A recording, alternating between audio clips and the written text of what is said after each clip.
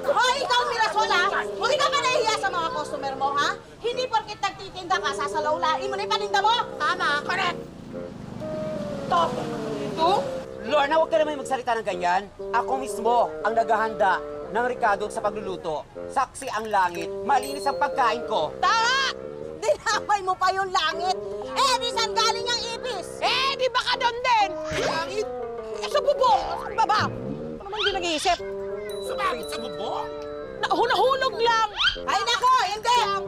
Basta kailangan kayo, ireklamo kayo sa salidada. Eh, bakit kayo? Ha? Papayag pa kayo na binababoy ang pagkain nyo? Oh, di ba? Alam ko kasi kamulihan na pagkain. Lorna, sumusobra ka na. Marangal ako nagtatrabaho. Baka aksidente lang ito. Ikaw ang naglagay ng ipis sa parisan ko. Ano? Ako? Hoy, nagbibintang ka Kami ang sisihin mo? Hello? Sino to nga ba? Ba't kayo nagbibintang? Masamang ugali yan, ha? Pangit yun! Sino ba makikinabang pag nasira ang customer ko? Di ba kayo ni Jomar na sinusyota mo kahit may asawa na? Hoy! Oh, shit! Oh my God! Wisit pala itong baklang to eh, ha? Ang dugyot mo na nga. Bintangero ka pa. Grabe ka. At saka anong pakialam mo, ha? Kung magjowa kami ni Jomar. Ang intindi na lang yan, paresan mo dahil dinadalaw ng ipis. Eh, bakit?